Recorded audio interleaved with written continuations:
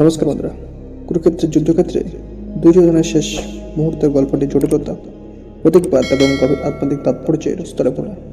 কৌরব সেনাবাহিনীর নেতা হিসাবে দুর্যোধন উচ্চাকাঙ্ক্ষা, অহংকার এবং ক্ষমতার আকাঙ্ক্ষার শক্তিশালী মিশ্রণ দ্বারা চালিত তার চাচাতো ভাই পাণ্ডবদের বিরুদ্ধে একটি ভয়ানক এবং নিরলস যুদ্ধ পরিচালনা করেছিলেন।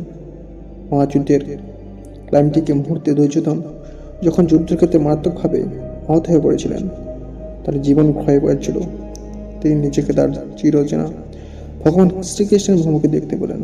দ্বন্দ্বের বিপরীতে দিকে থাকা সত্ত্বেও দুর্যোধন কৃষ্ণের প্রতি গভীর ক্ষোভ পোষণ করেছিলেন, যাকে তিনি তার পতনের সূচনাকারী এবং পাণ্ডব বংশের রক্ষাকর্তা হিসেবে বিবেচনা করেছিলেন। অবাধ্যতা এবং হতাশার চূড়ান্ত কর্মে দুর্যোধন ভগবান কৃষ্ণের দিকে তিনটি আঙুল তুলেছিলেন, এমন একটি বড় প্রার্থনা করেছিলেন যা তার চিরন্তন গৌরব এবং সত্যতা নিশ্চিত করবে। এই তিনটি আঙ্গুল দুর্যোধনের তার নীতির প্রতি তার অবিচল অনুগত্য, তার পরিবারের প্রতি তার অটল অনুগত্য এবং তার শত্রুদের কাছে আত্মসমর্পণ করতে অস্বীকার করার প্রতীক।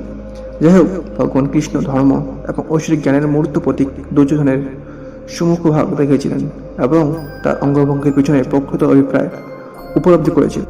মৃদু হাসি দিয়ে কৃষ্ণ দুর্যোধনকে তার কর্মের পরিণতি এবং কর্মের অনিবার্য নিয়মের কথা মনে করে দিয়েছিলেন, যা মহাবিশ্বকে পরিচালনা করেছিল। দুর্যোধনের বিভ্রান্তির বিশ্বাস এবং কর্মসত্ত্বে কৃষ্ণ তাকে মুক্তির পথের প্রস্তাব দিয়েছিলেন। তাকে তার অহংকার ত্যাগ করতে এবং ঐশ্বরিক ইচ্ছার কাছে আত্মসমর্পণ আহ্বান জানিয়েছিলেন। সেই মুহূর্ত দুর্যোধনের প্রতিরোধ ভেঙে পড়ে এবং তিনি নিজেকে ভগবান কৃষ্ণের করুণার আলিঙ্গন দেখতে পান। তার শেষ নিঃশ্বাসের সাথে দুর্যোধন তার পার্থিব জীবনকার সাধনা এবং বস্তুগত অস্তিত্বের ক্ষণস্থায়ী একটি উপলব্ধি তার ঐশ্বরিক ইচ্ছার কাছে আত্মসমর্পণ করেছিলেন। আত্মসমর্পণের মুহূর্তে দুর্যোধন তার নশ্বর দেহের সীমানা অতিক্রম করে এবং সেই ঐশ্বরিক অসীম চেতনার সাথে মিলিত হয়ে অভ্যন্তরীণ শান্তি ও মুক্তির একটি অবস্থা অর্জন করেছিলেন। দুর্যোধনের অঙ্গভঙ্গির তাৎপর্য তার বাহ্য আকারে নয়, বরং গভীর আত্মাত্মিক রূপান্তরের মধ্যে রয়েছে, যা এটি প্রতিনিধিত্ব করে ভগবান কৃষ্ণের তিনটি আঙুল উঁচিয়ে দুর্যোধন প্রতীক হয়ে গুণাবলী ত্রিগুণ, ধার্মিকতা, অনুগত্য এবং অবাধ্যতা, যা তার চরিত্র এবং ধর্মের পথে তার যাত্রাকে সংযোজিত করেছিল। তার আত্মসমর্পণ চূড়ান্ত কাজের মাধ্যমে দুর্যোধন আমাদের শত্রুতা, গ্রহণযোগ্যতা এবং ঐশ্বরিক ইচ্ছার কাছে আত্মসমর্পণের গুরুত্ব শেখায়। তিনি আমাদের মনে করে দেয় যে সত্যিকারের মহত্ব ক্ষমতা বা গৌরব অর্জনের মধ্যে নয়, বরং আমাদের অহংকারকে ছেড়ে দিয়ে জীবনের উচ্চ উদ্দেশ্যের সাথে নিজেকে সারিবদ্ধ করার ইচ্ছার মধ্যে রয়েছে।